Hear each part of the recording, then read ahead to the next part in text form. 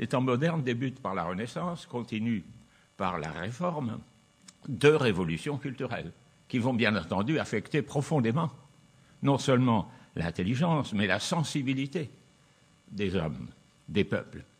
Et en quelque sorte, par exemple, sous la Renaissance, nous devenons sensibles, non seulement esthétiquement, puisque la Renaissance, ce sont les arts qui viennent d'Italie puis de France, mais sensibles au sens le plus large du terme, aux joies, au charme des amours humaines. On se détache de la fascination du sacré, de la fascination mystique du sacré. Et la Renaissance, c'est aussi l'humanisme, c'est-à-dire, en quelques mots, la primauté du souci de la condition humaine, dans ce qu'elle a de fragile, d'admirable et d'effrayant. Ces temps sont aussi, disais-je, ceux de la Réforme. Or, la Réforme, contradictoirement à ce que nous venons de brosser comme tableau, la Réforme, ce sont des guerres de religion d'une cruauté incroyable, d'une barbarie, et là, le terme est dans la bouche, ou plutôt sous la plume, de Montaigne.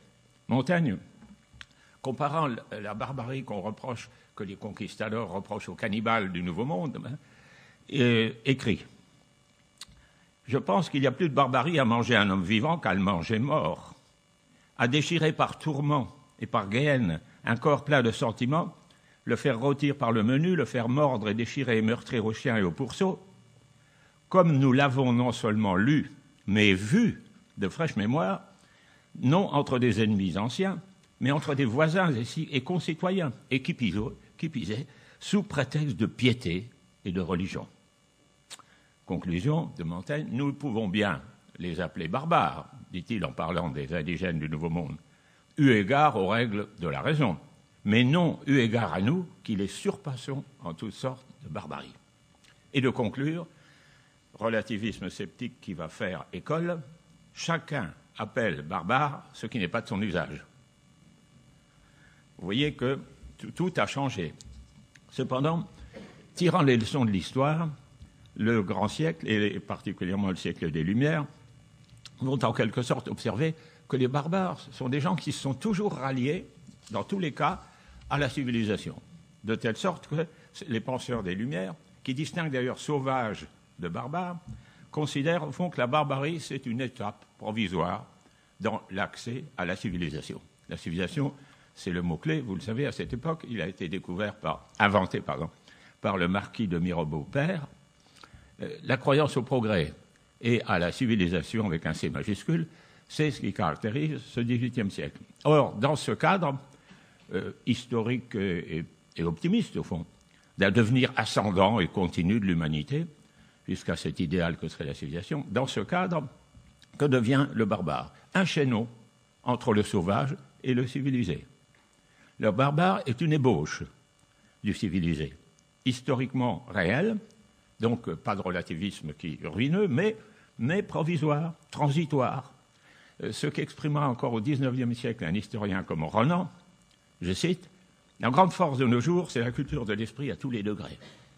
La barbarie est vaincue sans retour parce que tout aspire à devenir scientifique. » Vous voyez, au XIXe siècle, l'humanisme considère que la barbarie sont derrière nous.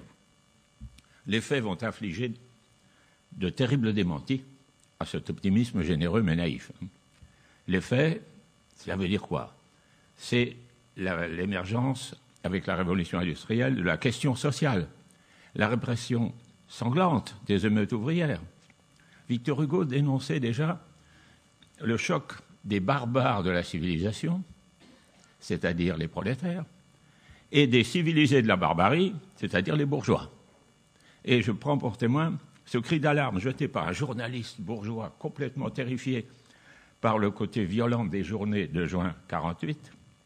Aux armes, citoyens, aux armes.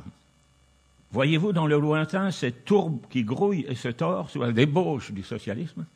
Ce sont les barbares qui s'avancent. Les barbares sont à nos portes. Aux armes, la société du mal s'avance contre celle du bien. Satan s'arme contre Dieu.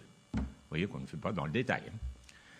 Les faits, ce sont aussi les guerres, évidemment, bientôt mécanisées, chimiques, électroniques, aujourd'hui informatisées, massivement meurtrière à l'échelle mondiale. Et puis, pour finir, je parle des faits qui infligent un démenti à Renan.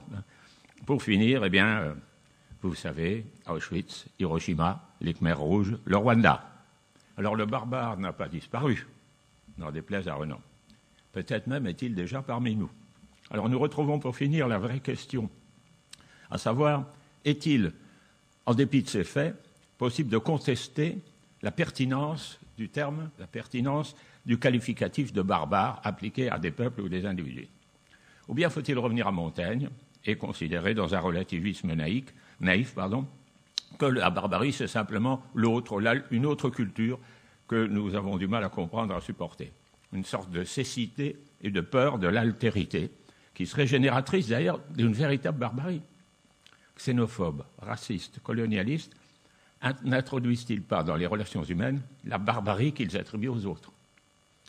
Cette thèse a reçu de nos jours une confirmation éclatante par un anthropologue qui vient de nous quitter, Claude Lévi-Strauss. Je cite: « En refusant une pleine humanité à ceux que nous appelons sauvages ou barbares, nous ne faisons que leur emprunter une de leurs attitudes, qui consiste à refuser tout ce qui leur est incompréhensible, étranger. Le barbare, voilà une définition, le barbare, c'est d'abord celui qui croit à la barbarie. » Qui semble clore le débat. Et pourtant, la barbarie inouïe de notre temps semble ne pas relever simplement de cet ethnocentrisme, c'est une ethnie qui nous fait exclure toutes les autres comme barbares. Cela ne semble pas recouvrir ce que nous appelons depuis peu la barbarie. Elle a une spécificité tout à fait terrifiante, notre barbarie. C'est de s'accomplir froidement selon une nationalité technologique rigoureuse. Cette barbarie, d'ailleurs, se proclame, se revendique, se veut, non pas, mais absolument, non pas provisoirement, mais définitivement.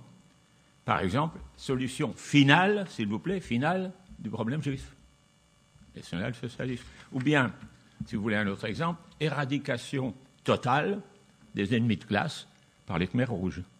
Donc, cette barbarie appelle à la destruction résolue de la culture. Quand j'entends le mot culture, je sors mon revolver. Vous connaissez ce mot, d'un grand dignitaire national-socialiste.